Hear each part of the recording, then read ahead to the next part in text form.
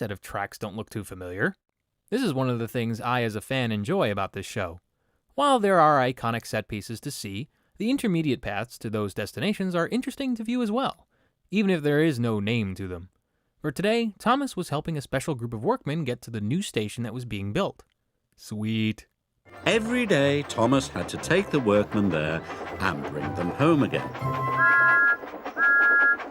"I can't wait for the grand opening," he told Annie and Clarabel excitedly. "There's going to be flags and a big band." On his way to the worksite, Thomas had a challenge ahead. Further up the line, there was a special S-curve in the track that made him very uneasy. Thankfully, Annie and Clarabel helped him stay focused and took his time trying to move on the line. Annie and Clarabel haven't had such significance like this, dialogue-wise, since Season 1's Thomas and the Guard. That's definitely noteworthy. Thomas arrived safely at the station. The Fat Controller was waiting for him. "Today, Annie and Clarabel are to go for their refit." "But how will I take the workmen home?" asked Thomas. "You can use ordinary coaches instead." Uh-oh, I'm sure viewers can see where this is going. Since Annie and Clarabel do such a great job keeping Thomas from wiggling off the rails, using ordinary coaches may not be as easy. On a side note, I'd like to know what's with Top Hat and the two guys behind him. They've been around in other stories before, but here they look like bodyguards. What, does Top Hat need protection now? He was still thinking about the difficult bend.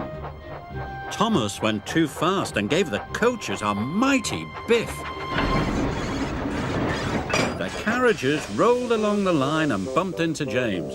"Watch what you're doing!" James is right. Gotta pay attention, Thomas. Just because your guiding lights Annie and Clarabel aren't around doesn't mean you just lose your train of thought. I just made a pun, didn't even intend to do it. But as Thomas got his non-sentient coaches, the area he was unsure about made him more nervous than ever. So Thomas went faster and faster. The carriages rattled and shook. Soon be over, Thomas said to himself. And it soon was.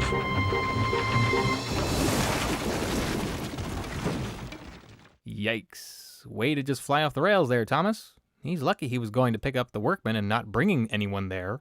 He could have hurt someone. Meanwhile, his whole accident is kind of puzzling. In the scene where he crashes, it looks like he went off into a siding and hit some large brush. Yet from the other side, there doesn't seem to be a siding anywhere. I don't get it. Who cares? Harvey's here. Harvey didn't like seeing Thomas so unhappy.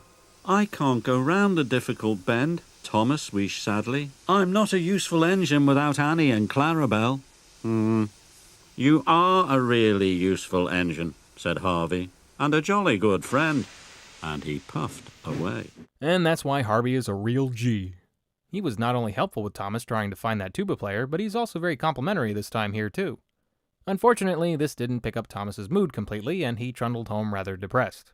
That is until something else got his attention. Suddenly, Thomas saw a line of troublesome trucks rushing towards him. They had come uncoupled from Edward. "Cinders and ashes," cried Thomas. "The trucks are heading for the new station. I must warn the station master." So he raced after them. Wait, so Edward lost another set of trucks? I bet you it was on Gordon's Hill again. What is with Edward and his trains breaking apart? That and the other similar incident from a close shave from Season 2. Amazingly, Thomas was not only able to catch up to the runaway flatbeds, but he was also able to pass them too. But up ahead was his favorite curvy rails. What would he do next? "Slow down," said Thomas to himself. "Slow down and puff with care." Thomas applied his brakes. He slowed down and puffed very carefully. He made it round a difficult bend all by himself. So Thomas, do you really need Annie and Clarabel for that section of track? I don't think so. Of course, you still need your coaches anyway, but not for speed control. Miraculously, the flatbeds made it through the area at the speed they were going. Lucky pieces of crap.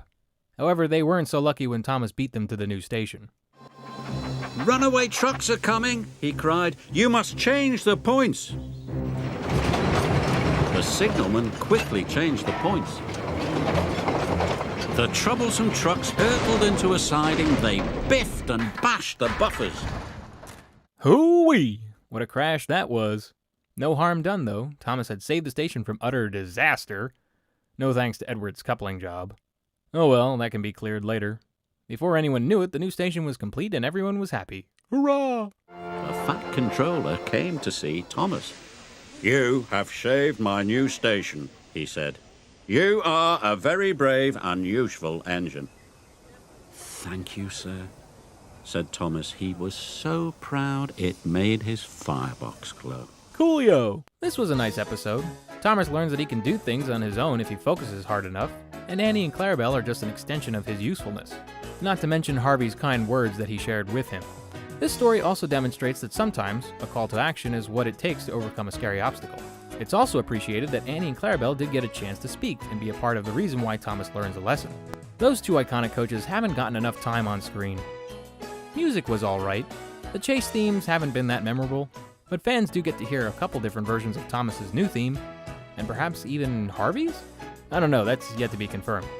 As for locations, we get to see the works where Annie and Clarabel are dropped off, and see the new spots like the Difficult Bend, and the newly opened Kelthorpe Station, which to be all honest looks like the reincarnation of Ellsbridge Station, which sorely needs a comeback. Oh well, we can dream. Next episode is Percy's Big Mistake. Thanks for watching.